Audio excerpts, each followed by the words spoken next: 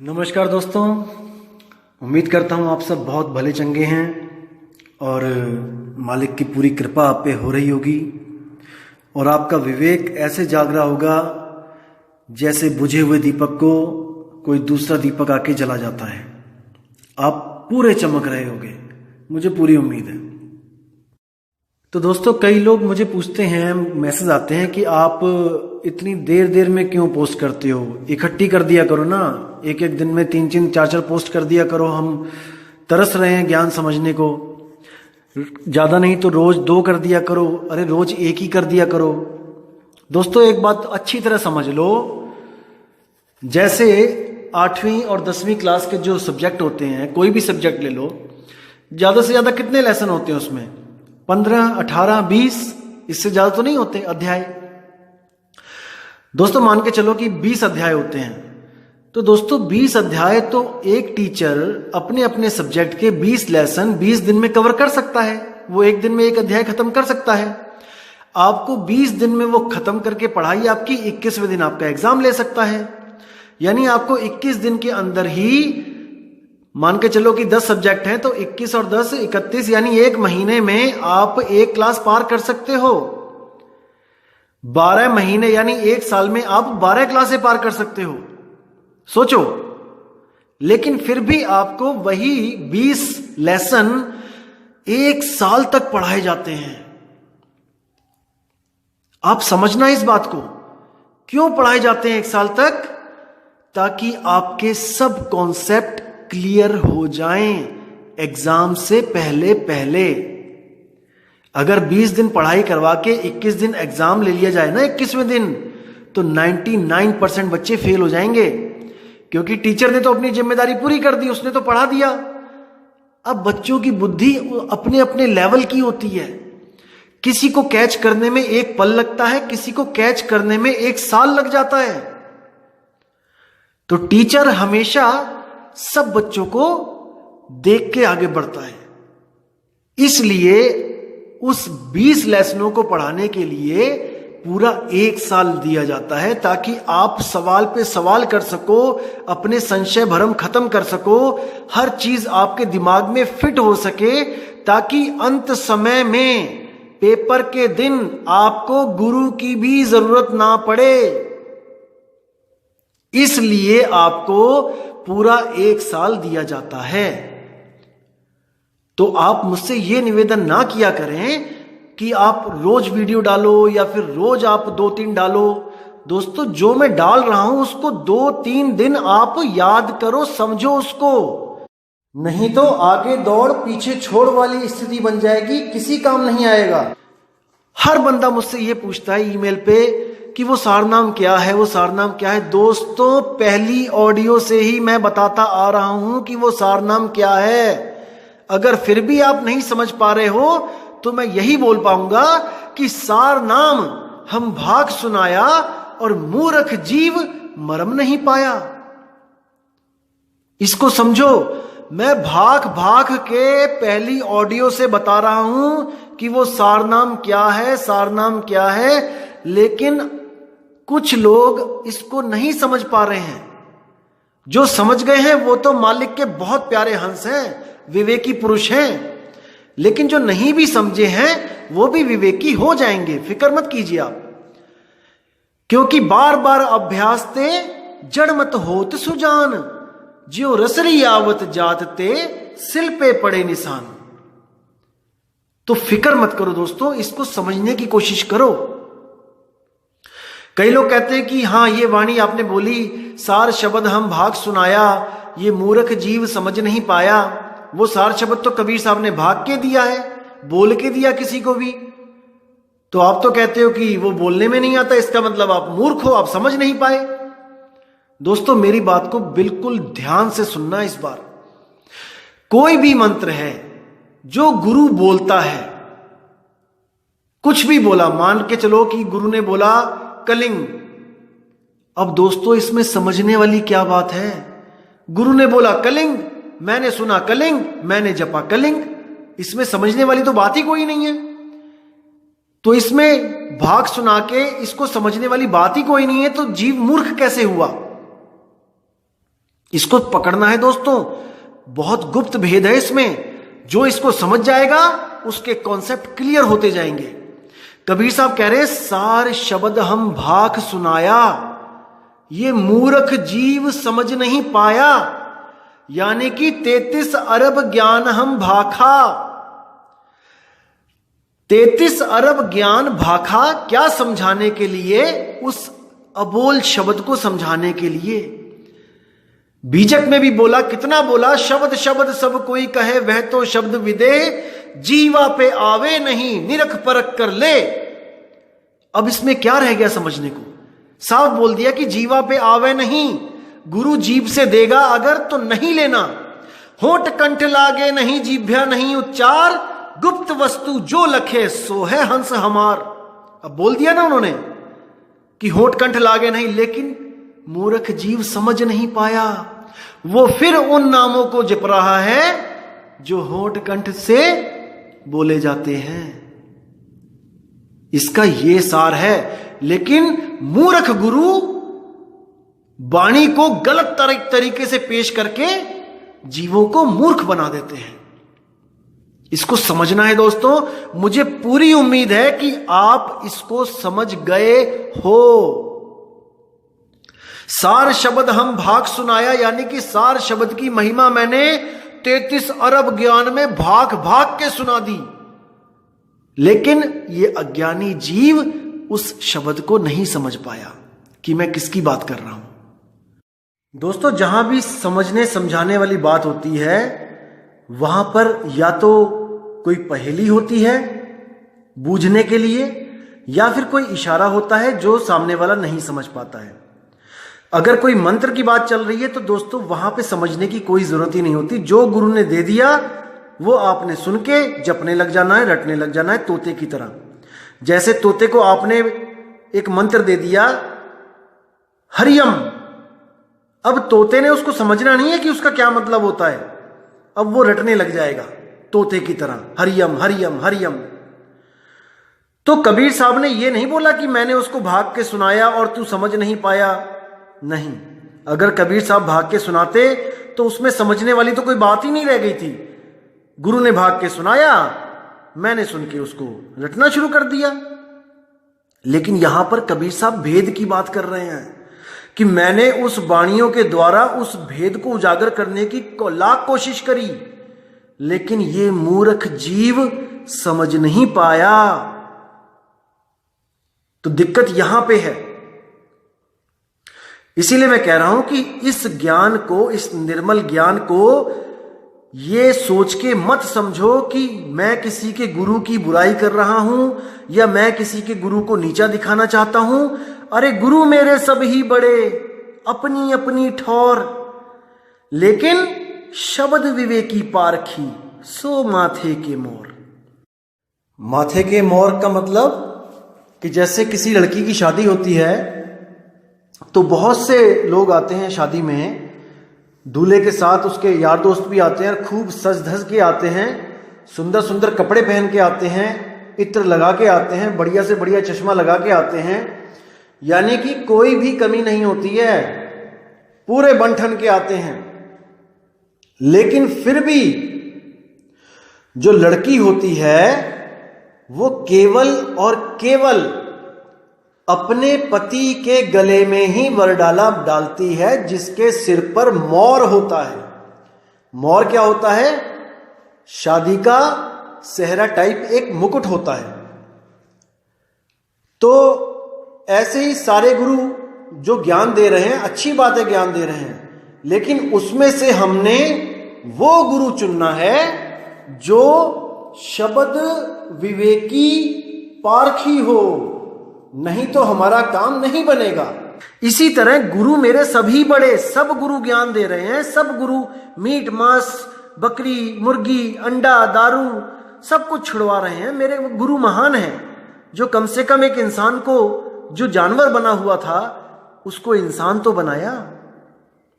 लेकिन फिर भी क्या कह रहे हैं कि इतना कुछ करने के बाद भी वो मुक्त नहीं कर सकता, नहीं कर सकता, क्योंकि उसके पास सार शब्द नहीं है।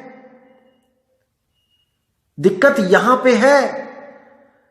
इसलिए कह रहे हैं गुरु गुरु में भेद है, गुरु गुरु में भाव, सोई गुरु नित वंदिए, जो शब्द बतावे दाओ।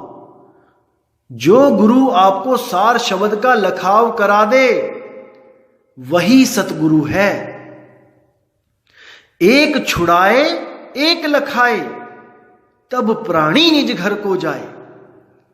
सोई गुरु पूरा कहाए, जो 2 अक्षर का भेद बताए।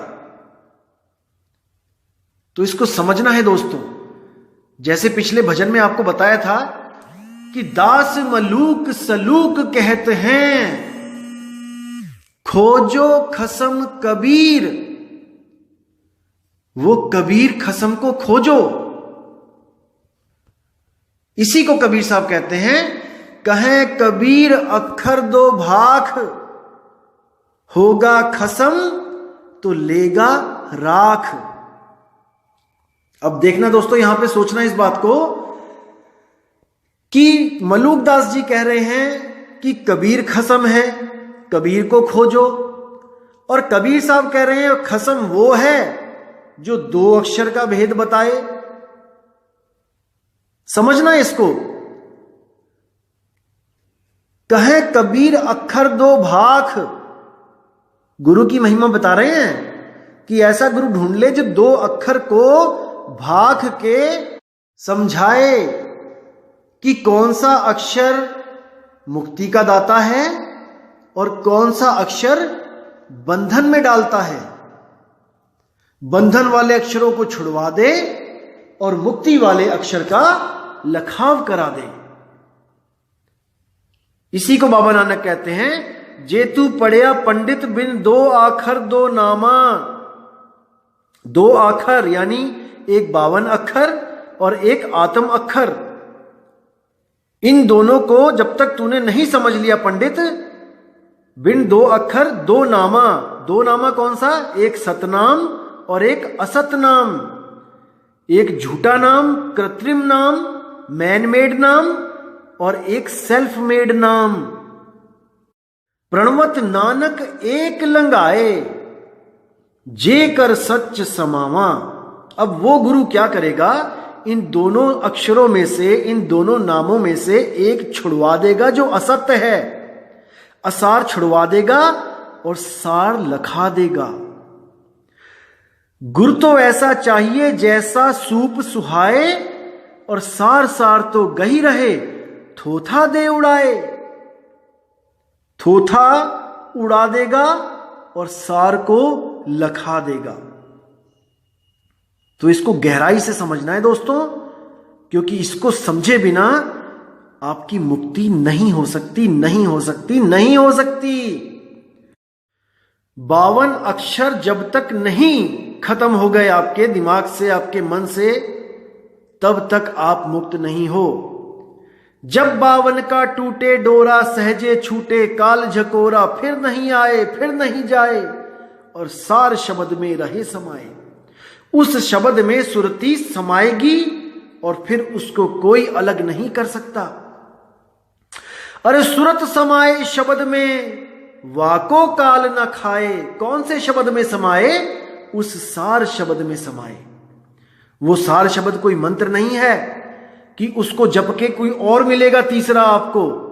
वो सार शब्द ही सतपुरुष कहाया, और ये मूर्ख जीव समझ नहीं पाया।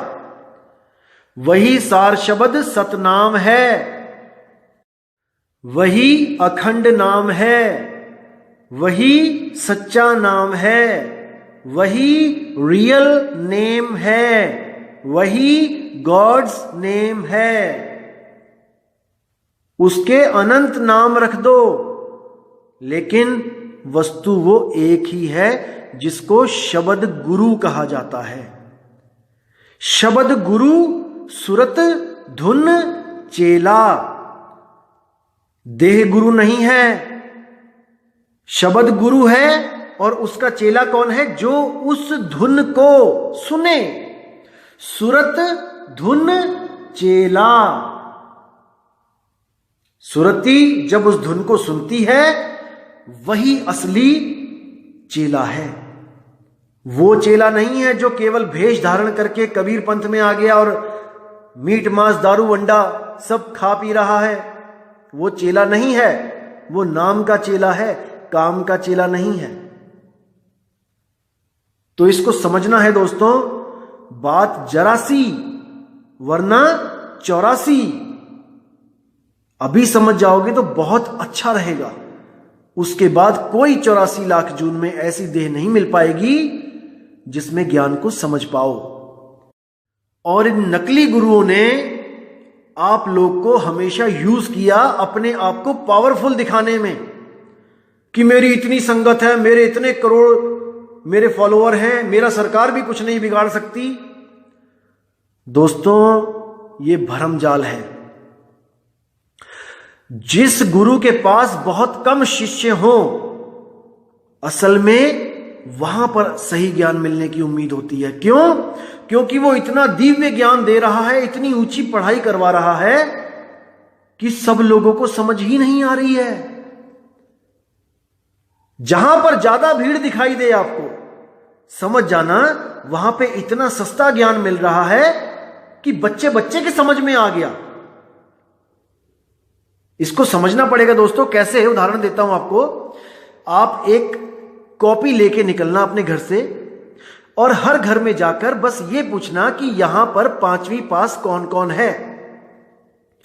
दोस्तों हर घर में आपको बच्चों के अलावा जो LKG UKG में है, हर बंदा आपको 5वीं पास मिलेगा। आपकी 50 हजारों लाखों कॉपियां भर जाएंगी नाम लिख लिख के। और फिर आप निकलना दोबारा रजिस्टर लेके और पूछना कि 10वीं पास कौन कौन है। दोस्तों आपको उनमें से आधे लोगों के नाम मिलेंगे, क्योंकि जो बुजुर्ग हैं, जो दादी है, दादाजी हैं, वो 5वीं 7वीं पढ़े होते थे, 8वीं पढ़े होते थे, उनका नाम वहां पे नहीं लिखा जाएगा। यानी कि अब वो संख्या और कम हो गई।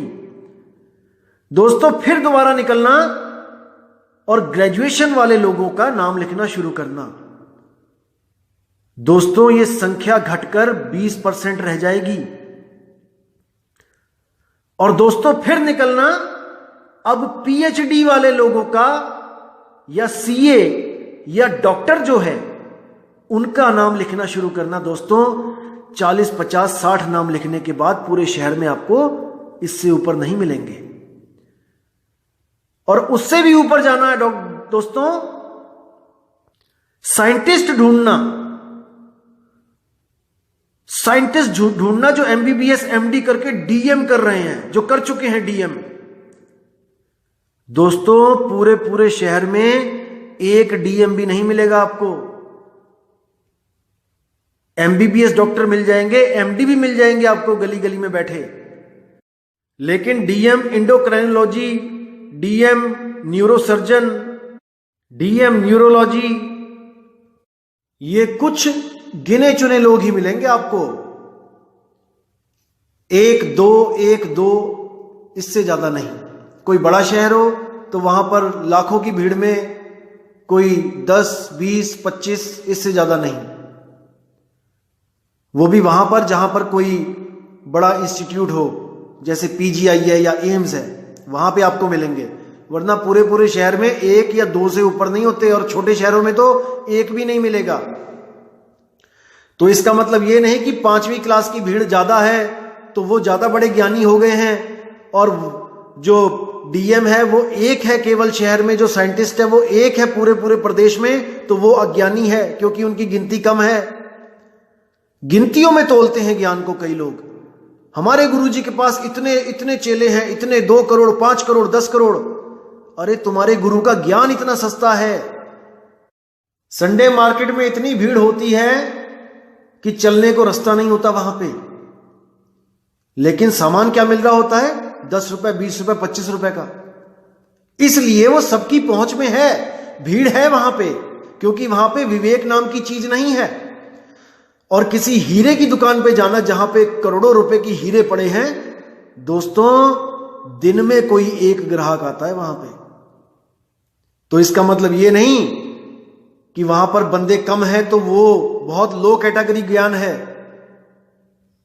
दोस्तों वो ऐसा ज्ञान है कि उसको समझने के लिए इतनी महीन बुद्धि चाहिए, इतना विवेक चाहिए कि एक आदमी में वो विवेक पैदा हो ही नहीं सकता बिना गुरु की दया के। इसको समझो। तो दोस्तों, जो मैंने कर नैनो दीदार महल में प्यारा है बनाई थी ऑडियो, उसको मैं चाहता हूं कि आप पूरे एक हफ्ता उसको सुनते रहो, क्योंकि वो ज्ञान जब तक आपके दिमाग में नहीं जाएगा, जब तक आप आगे की बात नहीं समझ पाओगे। बार बार सुनो उसको, लगातार सुनो उसको, ऐसा मन में बसा लो कि आप ये ऋण विण के चक्कर से छूट जाओ कि हमने गणेश को ऋण देना है, हमने ब्रह्मा को ऋण देना है, हमने विष्णु को ऋण देना है। अरे तुमने लिया क्या है उनसे भाई? क्या तुम काम ना करो तो तुम्हारे घर में कुछ आ रहा है क्या? कोई दे रहा है क्या? अरे तुम खुद ही तो मेहनत कर रहे हो। और बात है ऋण की, तुम तो कैदी हो यहां पे। क्या कैदियों से उस कमरे का किराया मांगा जाता है जिस कमरे पे उनको ठहराया जाता है? क्या उनको उस रोटी की कीमत देनी पड़ती है जो उनको पूरे दिन काम करवा के जो फीकी दाल और सूखी रोटी खिलाई जाती है? वो मुर्गियां जो कसाई के बाड़े में बैठी हैं बाहर कटने के लिए, क्या उनसे कसाई पैसे मांगेगा कि इतने दिन मेरे बाड़े में पड़ी रही तू, इसका किराया दे? अरे उस किसाई ने अपने लिए तुम्हें बाड़े में कैद कर रखा है। जब ग्राहक आता है उसी वक्त काट देता है, सारा पैसा वो उसमें पूरा कर लेता है ग्राहक से। तो इस भरमजाल से निकलो दोस्तों, निकलो, अभी समय है, निकल सकते हो। कबीर साहब का नाम इतना समर्थ है कि उसका एक पल अगर सिमरण कर लिया जाए तो दोस्तों आप सोच भी नहीं सकते कि उसकी महिमा क्या होगी। एक पल नाम कबीर का जो दादू मन चित लाए, जो हस्ती के असवार को ये स्वान काल नहीं खाए। दोस्तों एक बार उस अवस्था को एक सेकंड के लिए भी अगर आपने प्राप्त कर ली तो आप निडर हो जाते हो मौत से। आप उस अवस्था को एक बार भी प्राप्त कर लो तो आपके मन बुद्धि से सारे भरम निकल जाते हैं। लेकिन वो तभी निकलेंगे दोस्तों जब आप अपना विवेक लगाना शुरू करोगे। पकी पकाई आपको दी जाएगी, लेकिन कम से कम इतना तो विवेक लगाओ कि उस दाल में कीड़े ना हो, उस रोटी में कंकर ना हो। इतना तो विवेक लगाना है ना आपने।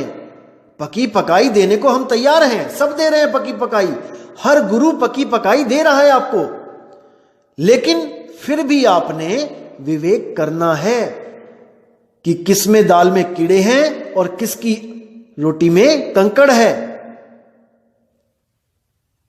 तभी आप निर्णय कर पाओगे कि सत्य असत्य क्या है। हर गुरु ज्ञान दे रहा है, हर गुरु, और फ्री में दे रहा है आपको, लेकिन ज्ञान की परख करनी आपकी जिम्मेदारी है। तो दोस्तों बहुत जल्दी अगली ऑडियो डालूंगा मैं कर नैनो दीदार महल में प्यारा है कि, तब तक आप उसको सुनते रहिए, ज्ञान में रहिए, विवेक लगाते रहिए और मालिक पे हमेशा भरोसा बनाए रहिए। केवल एक ही खसम है हमारा और वो है सतगुरु कबीर साहब, और किसी खसम की हमें जरूरत भी नहीं है। तो दोस्तों इसी के साथ आपसे विदा चाहूंगा और उम्मीद करूंगा, मालिक से दुआ करूंगा कि आपका जीवन शांतिमय रहे और विवेक आपका बढ़ता ही बढ़ता चला जाए, इतना बढ़ जाए कि आप एक पल में नीर और शीर का निबेड़ा करके आप परमहंस बन जाओ। तो दोस्तों विदा चाहूंगा मैं। जय गुरु बंदी छोड़ वैराग साहिब जी की, जय गुरु बंदी छोड़ मदन साहिब जी की, जय जय बंदी छोड़ सतगुरु सत्य कबीर साहिब की। आप सबकी सदा ही जय हो। साहिब बंदगी सतनाम।